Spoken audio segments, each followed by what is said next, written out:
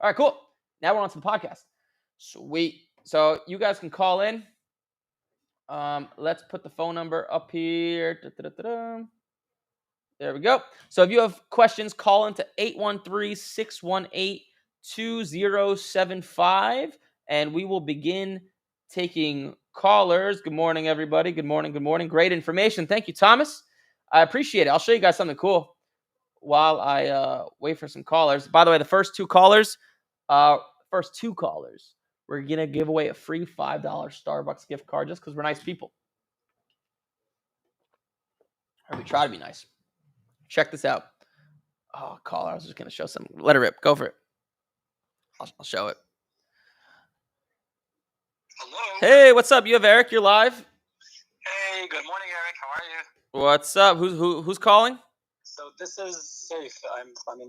Lately I've been calling weekly. Safe. What's up, man? Good. Nothing much. Just a couple of things. I've been listening to your chat. I just learned something actually over the weekend in the Big Boston show. Okay. Because I met with Beckett. It's not a question. It's just kind of like it seems like they value centering and corners a little bit heavier than edges and surface. Yep. So they have a very like the guy the grader actually the manager of the grading team explained to me that if like for example you send something for that has great centering, great like everything is good. Yep. Like let's say nines, and the surface has like a big gum stain, or it has like something wrong with the surface that drives the surface to be like a 3. It seems like the higher grades will only be able to push up the lower grade just 1 point. So if you have like 9, 9, 9, 3, your overall grade will be 4. Yeah, in order to get a Beckett 9.5, you must have at least 3 9.5 subgrades, and you can only have 1 9. If you have 2 9s, it'll be a Beckett 9, or if you have 1 8.5, it can never grade higher than a 9. So 3 9.5s and an 8.5, that equals out to a total grade of a 9. Well, he explained it to me like this. He explained it that if the lower grade is a corner or a centering issue, then it can only be pulled up by half a point. But if the lower grade is an edge or a surface, then it can be pulled up by 1 full grade. So to your example, is that accurate? Exactly, wait, that's what he said. Who said this? That's the manager at the Beckett show, at the Boston show from the Beckett company. Wait, so you're saying that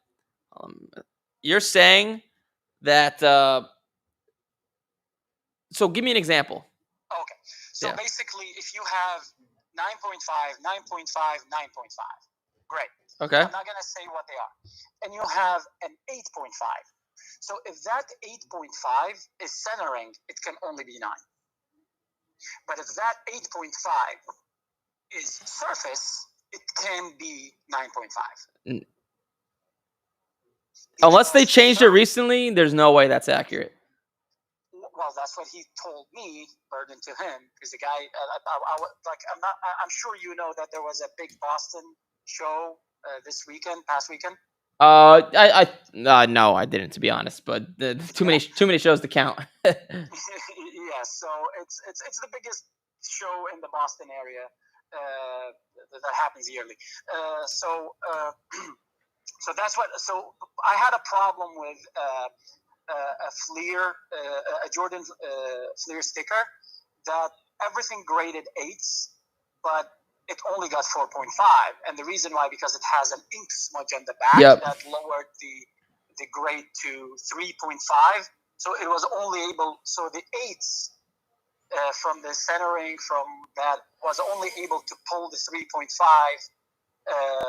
surface to 4.5. Yeah. So it's something, I don't know. It's something. Yeah, something I want to share. If you just type in 20, go on eBay, type in 2025 BGS 9.5.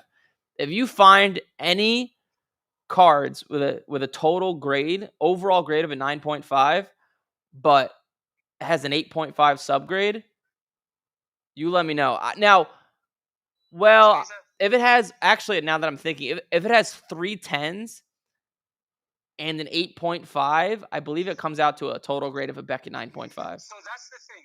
You were thinking, just like how I thought, that it's an average between the 4 grades, and that's what I thought. But he said, no, it's not an average. You could have 3 10s, Yep. 1 3, and you end up with 3.5. Correct. Yeah. That I knew, but what I'm saying is that if it has 3 10s and an 8.5, I believe the total grade will be a Beckett 9.5. But if it has like, what is that 8.5? If it's a corner, it doesn't matter. No, my point is it doesn't matter. They treat all the subgrades the same. They're not like, unless they changed it recently. I don't send cards to Beckett anymore, so I could be wrong. But I'm looking at on eBay and it looks. I don't think anything has changed. I could be wrong, but I don't know. That's what he said. I mean, I could be wrong as well. That's what he told me. He could convey the wrong information to me, or not very accurate. I mean, I only sent to Beckett things that really, like, for example, I had 2 Wayne Gretzky's, and those 2 Wayne Gretzky's came back from PSA saying did not meet his requirement, and I had to send them to Beckett. And same with the Fleer sticker for Jordan. It did not meet size requirement, which is very weird. So anyway, well, my other thing is that, what do you think of? Because I scooped something like for me, he's my idol, so that's why I scooped it. But what do you think from a value standpoint? Who? I got a 1960 Hemis Journal Cassius Clay, like Muhammad Ali. It's a PSA 7. I noticed that 1960. Yes, correct. His rookie card. That's so funny. I just bid on that same exact card on eBay. Oh, is that the PSA 8? Oh yeah, mine must be an 8. I think it's worth around 15 grand. So the one that I bought was a PSA 7, and I got it for 7,500. Yeah, I just I'm buying that stuff just long-term hold. I don't see it going down. Just like think of it like a mutual fund. It's just a long-term safe investment. You know, nothing's ever totally safe, but this card is absolutely the most undervalued card on the planet. Yeah. Well, That's just what I feel. I wouldn't say like people undervalue Muhammad Ali. It's just more of like people just aren't focused on it. Like, people prefer to buy, the sports cards. So like I think one day, just like kind of Star Wars is coming along right now, just one day people will start buying the stuff more and it'll be worth more money. Are you sniping that at what price? So I'm curious because I'm watching that one to see where it's going to end up. I think I bid like 15 grand. Let me see. It's probably gonna go for higher. Yeah, I could be wrong. I'll tell you what I bid.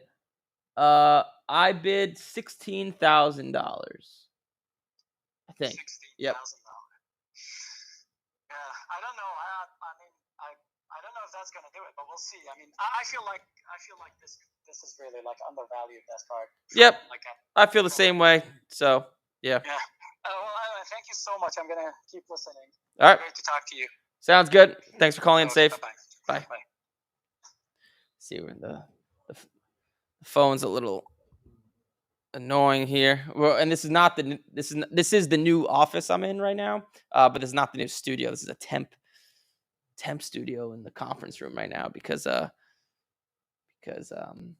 studio is still being built. Should be built in another week, I think. I believe, hopefully it'll be done in a week or so. We're calling you guys back. I know there's a queue now. New studio. I hope this wouldn't be the new studio, right? Because this one's not nearly as nice as the old one. Hey, Jason, what's up, man? It's Eric. Hey, Eric, how you doing today? I'm doing well. How are you? Good. Thanks for taking my call. Yeah, no problem. How can I help? Yes, I just had a question regarding selling on eBay. Yep. When it comes to starting auctions, do you what are your thoughts when it comes to starting bids? Do you start everything at 99 cents and just hope it climbs to where it needs to be, or is it better to start it at a reasonable price to make sure you at least get something back from the card in case it doesn't go where you're expecting it to? 99 cents is the simple answer. So the reason that is the simple answer is because when you okay, just think about it. When you go and bid on something, if there's only like 4 bids, you're very skeptical. So like if a card's worth $400 and you start the bidding at 350, people are going to wait till the end. There's only going to be a few bids. You'd rather have something with 20, 30, 40 bids on it because it creates like artificial demand. People think the card's more desirable than it actually is, and it might go for higher. A card's going to sell for what it's selling for. Like if a card's worth $200 and you start the bidding at 300, no one's going to bid on it unless you're the luckiest guy ever. People do that all the time. So the simple answer to your question is 99 cents. And generally, you would prefer that over a buy it now as well? An auction style? Me buying or selling? Selling. No, I try to sell most of my stuff to people I already know. Like my favorite way to sell is just through simple, building connections, relationships, to having people's phone numbers, etc. Right, but if you were going to sell on eBay and Oh, you had the option of auctioning or buy it now, do you have a preference? buy it now. Just as the general preference. I usually just use auction. I just use auctions like last second, before a season's about to start. If I have some extra cards that I was not able to get rid of, then I will, then I'll go auction route because I know they'll sell. Awesome. Hey, thanks, man. Appreciate it. Sweet. Thank you for calling in. Bye. Dealing with the phone here. New studio. Or not new studio. Makeshift studio for the time being. Don't see PDF. The PDF will end up being in the posted video you'll see on the channel.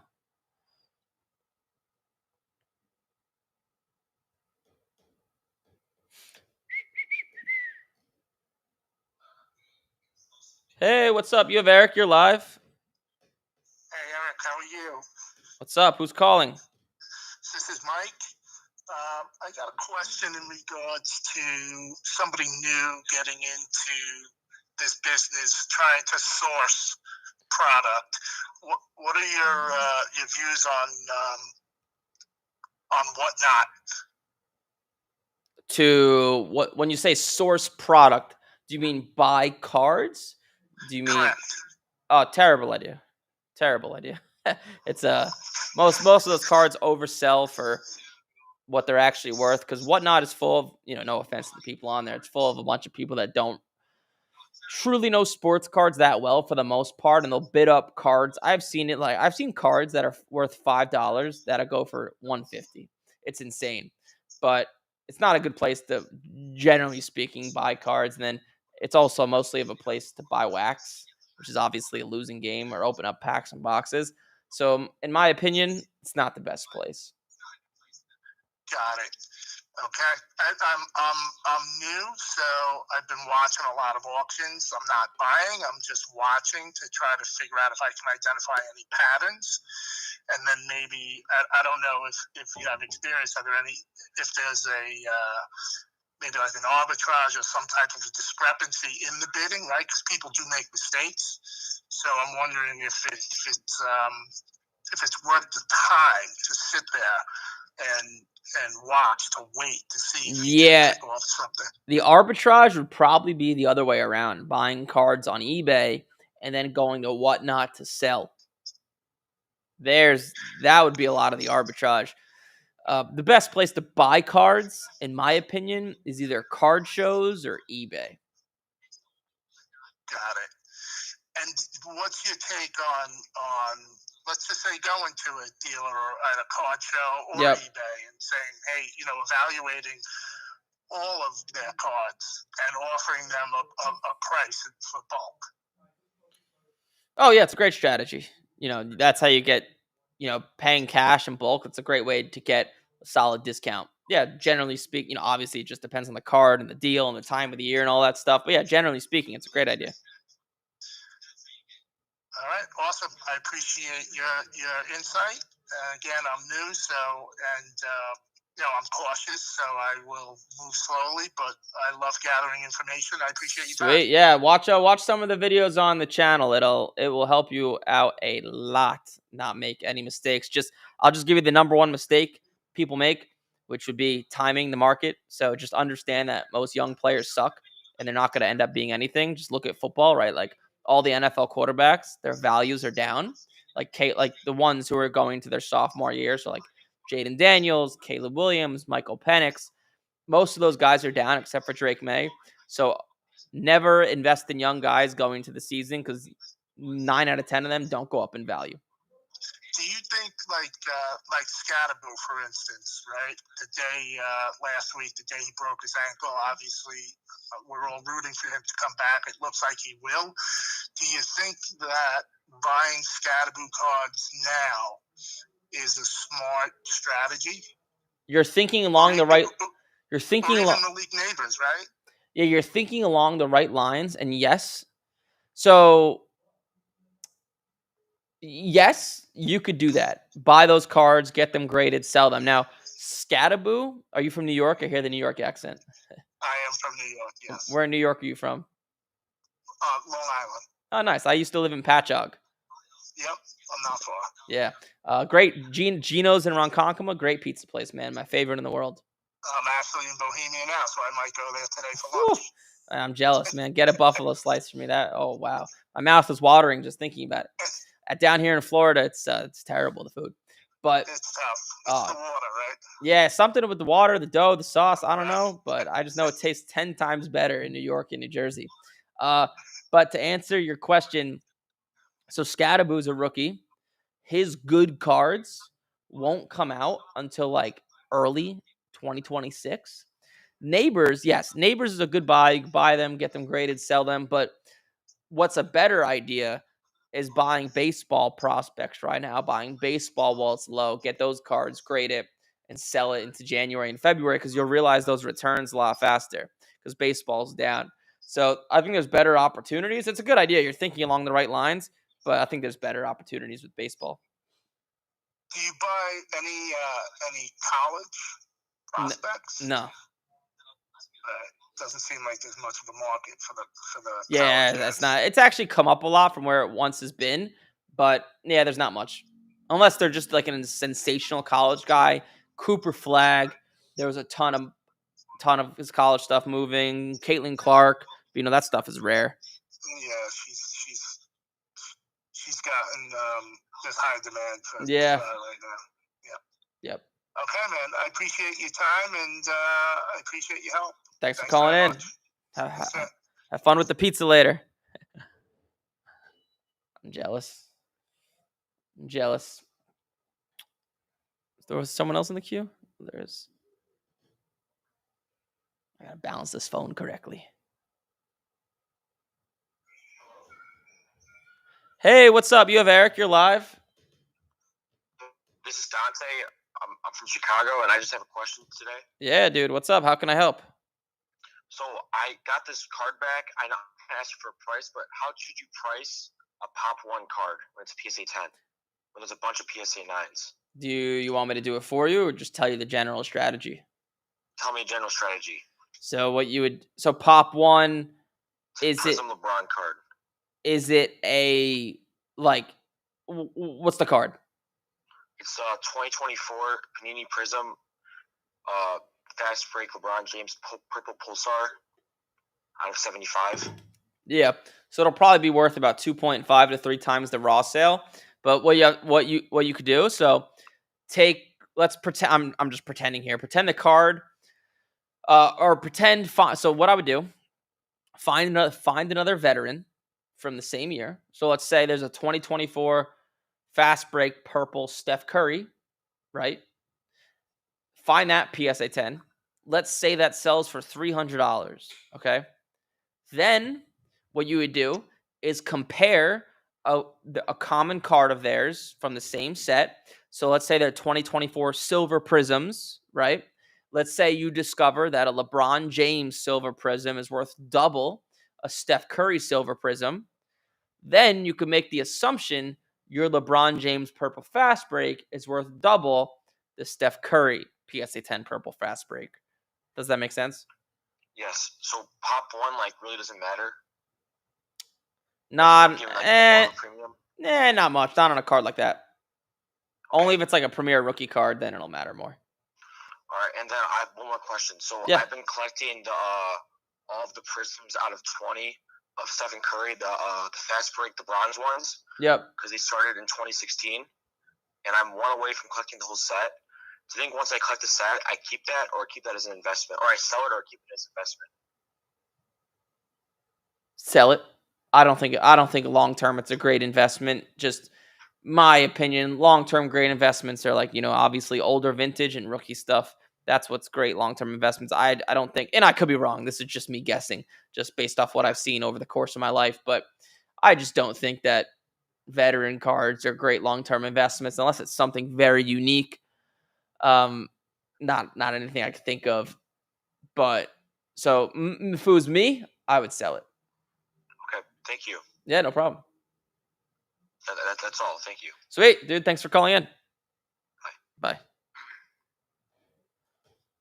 Was there another? There is. Shit, I want to brag about what I bought on Golden Auctions on Saturday. It was so stressful. I was there just on the couch. Hey, what's up? You have Eric. You're live. Hey, Eric. What's going on, man? This is Jason. Jason, what's up, dude? How can I help? I've been trying to do it on the messages, just trying to help you guys out. So I don't know how many people's gonna be calling in.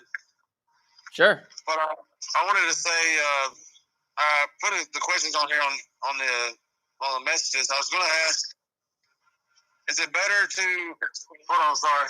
Hold on. I'm on the forklift. I'm sorry. Yeah, no worries. Hold on, let me turn off your YouTube. I'm talking to you and. Yep, no worries. Listening to you at the same time. Which cards do you most go for brand-wise? Which sport? Pretty much anything. I guess football, really. Prism, but that's gonna change because Fanatics owns Topps. They have the license, so Topps Chrome. Do you more likely go with Pokemon as well? Is that more of the higher?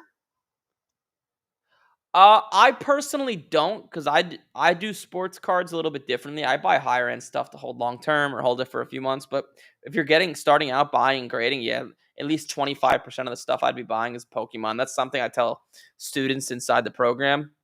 Okay. At least a quarter of what you're buying should be Pokemon, because in reality they are just easier to make money on at the moment. So yes, the answer is yes. Okay.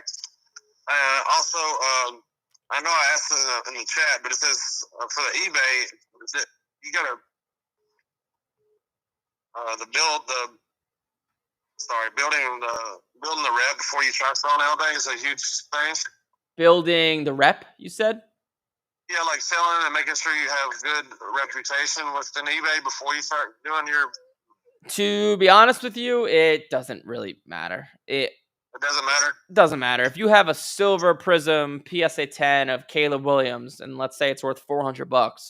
That's your first sale? First sale? It's not. Yeah, it's going to sell for $400 regardless, even if it's sold on a big platform versus or if it's sold through a big eBay seller or a small eBay seller. The only real premium having a reputation is when you're selling cards for thousands of dollars. But that's when you might want to look at, selling through Golden Auctions or selling on like Heritage Auctions. And that's why those places exist, because people trust those things, because there's a lot that goes into buying a card for $20,000. There's a shipping insurance. There's making sure it's certified and it's actually legit. And PSA actually graded the card, and Golden Auctions will check those things. So yeah, I always try to go around eBay because I'm like, you got there's so many fees and people. Oh yeah, I do the same thing. Trying to scam you and.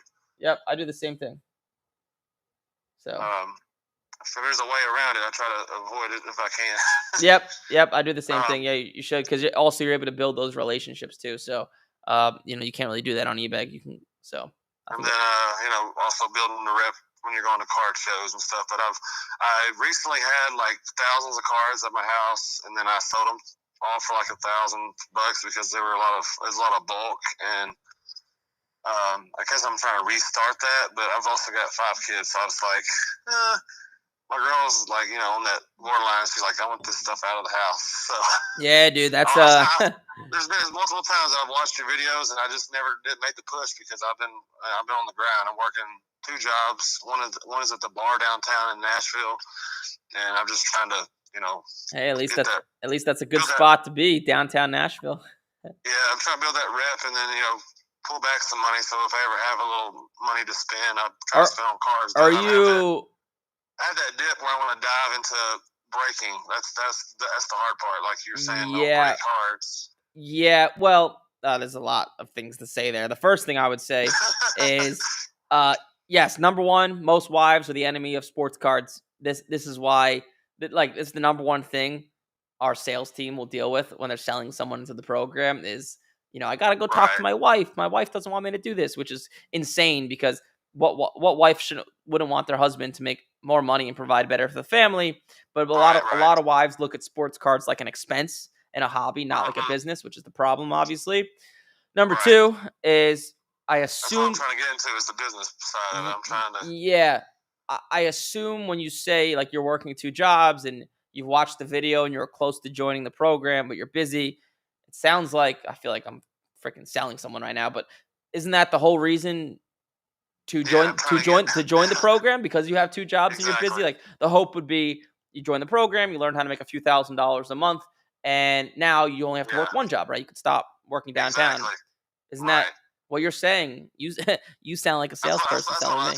That's what I want to do. Yeah, that's what I want to do. Yeah. It's just like I need to make sure it's going to work before I, invest money into it, and I'm down in the hole because I got two young kids, so like $600 of that a week is gone to childcare. Yep, that could be expensive, but like I would say, that sounds like the exact reason to do it. Right, exactly. Yeah. But yeah, you can get started with the free content, man. You don't have to purchase the program. It sounds like you got a lot going on. Like the free content I give away is more than enough to get started. So if you don't want to, if you don't want to spend the money, don't do it. Like it's good, more than good enough. Right. I appreciate everything. Your podcast and stuff. I'm trying to watch it more often when I can, and then trying to figure out your PDF and like when to know which cards to buy at certain times. Like I think that's one thing I hadn't been doing. I've been buying the cards for hot stuff when it's when the person's hot, and not doing it when it's the off season. Yep, you got to buy when it's not hot. You got to buy when they're in the. Hope that person is going to hit when it comes back. Yeah, you gotta buy when they're in the toilet, as I like to say. Okay. Well, sweet. All right, man. Appreciate you. Thank you for calling in.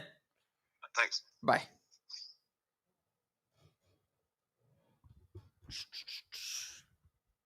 We're calling you folks. Don't worry.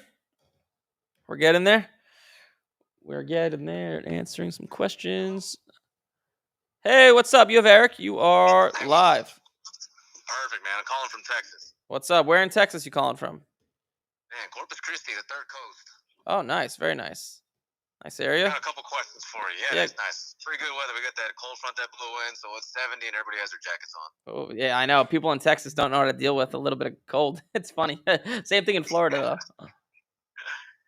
So, first question, just like, have you ever got to a point, you've been doing this for so long, what keeps that, if you ever hit a point where you're like getting, not burnt out, but you know what I mean? Like, all right, like I had to revisit why I'm back into these cars. I love this thing. I keep the passion alive, almost like a little relationship with you in the cars, as long as you're just not touching them. Well, dude, I get to deal with sports and money. Would I rather be behind a desk getting railed by some boss who doesn't know his dick from his ass? Probably not, right? So, like putting things in perspective, number one, I just like it. I just like sports. I like sports. I like money. It doesn't really get much better than that. Perfect, guys. So I was wondering, like, you never hit a point where you're like, all right, man, like these card things, I'm like, But then, of course, you probably just go to sleep, wake up, you're like, all right, that's out of the way. Well, do it again. If something's working and you're seeing success, you usually don't want to stop it. So that might be because So that might happen to somebody because they're losing money, right? If you're losing money over and over and over again, you're probably going to want to stop. Also, number 2, do you know who Alex Hormozy is? Oh yeah, man. He says a lot of good stuff. Yeah, he has a lot of good stuff. So I've been listening to him ever since he's had like 5,000 subscribers online. And something he promotes and preaches, and I take this guy's word pretty seriously, is focus, right? So everything I do revolves around what I'm good at. So I was lucky I got into sports cards young, and I got good at it. And I started teaching people how to do it. And I was growing that and staying laser focused, because when you start something else, let's say you want to start learning how to flip cars or like couches, right? Let's say you want to learn how to flip couches. That's a whole nother thing you need to learn. And then you got to learn it. You got to lose money. You got to pay for mentorship. You got to pay for coaching. And at the end of the day, every business is relatively the same, right? It's a numbers game. That's what business is. Can you buy low? Can you sell high? Every business, at least not really in sports cards, but in Major League Profits, every business, you have a sales team, you have operations, you have marketing, you have a coach or client success team. Every business is at the same at the end of the day. So why would I want to start from ground zero? That would make no sense. Perfect. Sweet. What's the next question? If you could just next one is sitting as on a card here. Wondering, now I know you say like you have to see the girl, but I'm pretty sure I can describe her to you right now to see. Oh yeah, do it. Go for it. All right, so it's a Drew Jones. Okay. He was drafted, I think, in the 2022. Yep. Out of 25 orange Bowman Chrome auto. Yep.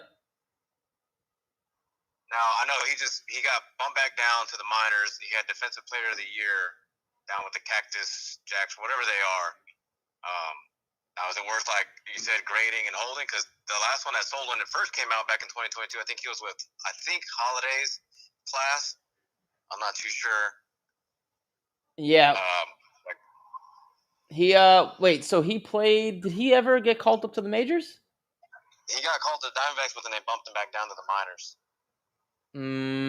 Yeah, that's a solid purchase because he has a high chance of starting this upcoming spring. So yeah, that's one of the guys I'd be looking at buying in the baseball offseason. I have the card. That's what I'm saying. I got it for $150, so I just need to know if it was a good buy. Is it graded? No, it's not graded yet. What's the year? 2022 Drew Jones orange. Wasn't his rookie year 23? Right. There you go. Orange. Is it Bowman Chrome Sterling? I don't think it's regular Bowman Chrome because regular Bowman Chrome sells for more.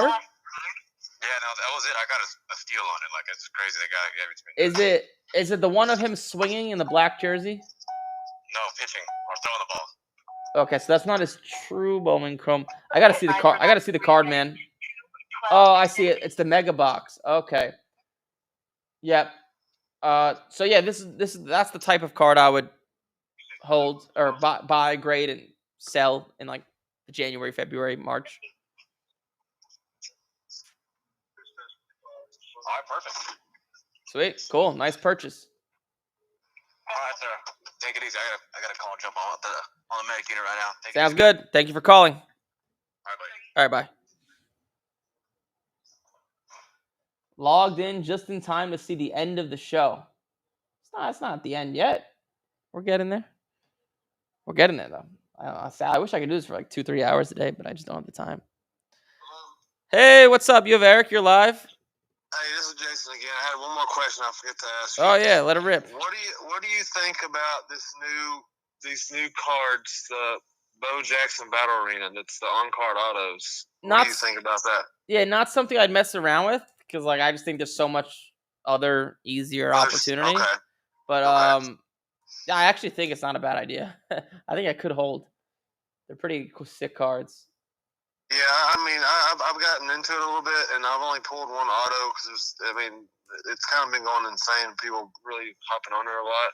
But I got a Spud Webb auto, and it was pretty sick, but it didn't go for a whole lot. So I was just usually that stuff like that fades out. My hunch says I don't think it's gonna fade out, but it's not something I would mess around with.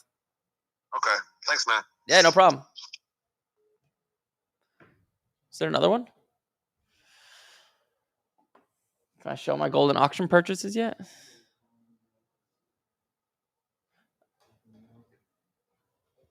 Oh.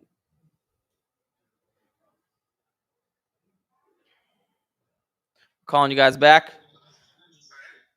Hey, what's up? You have Eric. You're live. It's Mike again. I actually spoke with you a little bit earlier. What's up, Mike? The guy going to Gino's in Ronkonkoma for lunch. What's up, dude?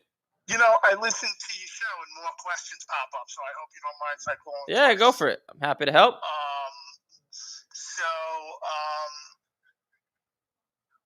I don't even remember what I was going to ask. Oh, no. I wasn't gonna call you back. You were Oh, thinking what I about was the gonna pizza ask, too much. actually, when you comp cards, Yep.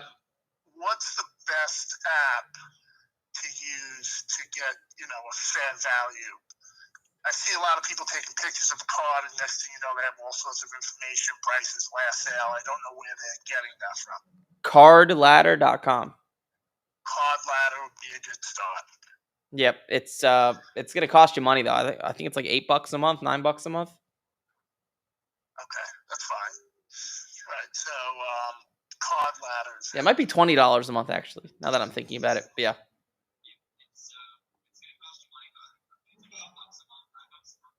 Okay, that's fair enough. I think I had another question, but it's slipping my mind. Well, next show Wednesday at 10 a.m. Call in and ask it. You got it. Write it down. Wednesday at 10. Thanks again. Cool. Thanks for calling in. 2 callbacks. All right, I gotta show what I purchased because I think it's interesting. I want to brag. All right, Golden Auctions. Check this out. 2018 Bowman Chrome baseball case. This is Ohtani and Acuna's rookie year. I ended up paying $24,400 for it. And if we go on Mr. Market Movers here, you can see 2018 Bowman Chrome. Bowman, maybe not Bowman Chrome, Bowman case. Sometimes finding the comp can be a little tricky. Let me just highlight this. I want to show you guys like what I purchased and why. Let's hop over to Card Ladder. So sometimes Market Movers doesn't show everything. So this is the last sale, $25,000. And let me just make sure this is the right jumbo. I'm actually not totally sure if this is the same exact. It must be because it's worth similar. But you could see 15, 19, 25,000. And now Ohtani's worth way more. And I got it for around the same. So I figured that was pretty solid. 1951 Bowman Mays PSA 5. This is Willie Mays' first card. These are cards. I think these are super undervalued. I love these Mays cards. Oh man, I can't type. That's how excited I am. Bowman Mays PSA 5. This is the last sale. Obviously, this was me. I just purchased it, but I got it for, man, pretty freaking cheap in my opinion. The card is, if you look at the actual specific card, it's a little off-centered. So, but the coloring's pretty solid. And I got it for like bottom of comps. Last year was worth a little bit less, but vintage stuff is up pretty decent, all of it, since the beginning of the year. And I got it for a decent deal. I think I got all the stuff at decent deals because the World Series was going on right when this auction was ending. This one, I'm actually the most excited for. Drew Brees, rookie card. So 2001, Drew Brees, Contenders, Auto, PSA 10. So this is a good one. This is sick. I got it for, once again, just bottom. Actually, this one did $10,000, but I got it for pretty damn cheap compared to all the others that have sold. And what's funny is, what's Market Movers, Jeff Wilson. Have you guys ever saw that video of me going back and forth with him at a show? I was going to buy a PSA 1010 from him. I offered him $16,000 in cash. Maybe even 16.5. Yeah, I offered him 16.5 and he wanted 16.8. He wanted the same as this sale, but I wouldn't do it. Thank God, because I got one for $4,000 cheaper. Pretty good. 2018 first off the line hobby box. This is basketball. This is like Luka's rookie year. Shai Gilgeous-Alexander. Let me see if I could factory sealed. 2018 National Treasures. Fresh off the line. Basketball. Let's see if I can find. Yeah, so I got it for 11,000. It's like what it sells for. Yeah, some others did a little bit less. Right in that range. Sealed wax. I'm just holding it long term because, I can guarantee you there will be less of them, right? This was the Whopper. I got this one for $140,000. I actually just bought another one of these. 1986 Fleer wax box. Check this one out. So 140. I overpaid a little bit on them. This one I also purchased for 146. This is actually a good one to look at on Market Movers. So 1986 Fleer wax box. So this is it. And you can see the sales over the course of the last year. It's kind of all over the place. There was a high sale of like 180, 155. The reason I like these sales is this is all time. Jordan stuff is up a ton. So it's up a ton in the past year. But this is really not up as much as a Jordan Fleer card. But the reason this is so expensive is because there are Jordan Fleer cards inside. So this should follow along suit, but it hasn't. So my thought process is, well, good long-term hold just because vintage is only going to be less than them. Number two, it hasn't picked up where the Jordan stuff is at because if you look here, if we go back to cards, let's look at 1986 Fleer Jordan PSA 9. So this card in the past, let's take a year. Let's take all data. So this card 2 years ago was 18,000. Now the last sale is 27,000, so it's up 50%. And the wax box is really only up a little bit. The sales are kind of all over the place, so I like it. Bowman Mantle, I just paid what this is worth. Not that exciting. 1986 Topps Football. Once again, I just paid $3,900. It's worth what it's worth. I like this 2018 Contenders Football, $9,400 hobby case. Gonna hold that. This one is sick. I actually overpaid for this a little bit, I think. So 1979 Topps Hockey. This is Wayne Gretzky's rookie year. If you look here, 1979 Topps Hockey wax box. There's just the sales are all over the place. Those sales aren't real. I don't know why it says that, but so these are the real sales, right? You have 42,000, which is me. 31, 27, 45. This is not real. 44, 37, 42, 75. One sold for freaking 82. It's pretty crazy, but once again, this is something I'm going to hold long term. There's only going to be less of them. It should go up over time, right? It should, but there's never any guarantees. And I purchased this the other day. It was a 1977 Topps Star Wars unopened wax box. I spent a shit ton of money. This is what I kind of use as my retirement fund because my thought process is, well, I know sports cards better than I'd ever know a mutual fund or index fund or stocks, and I do diversify into real estate. But excited to buy those. I think it's pretty cool. But thank you for listening. There's a free PDF down below of what I talked about earlier, the top 7 habits that I've used to make some extra money in sports cards. There's really 9. I did 2 bonuses at the end. Like, comment, subscribe. Monday, Wednesday, 10 a.m. Eastern.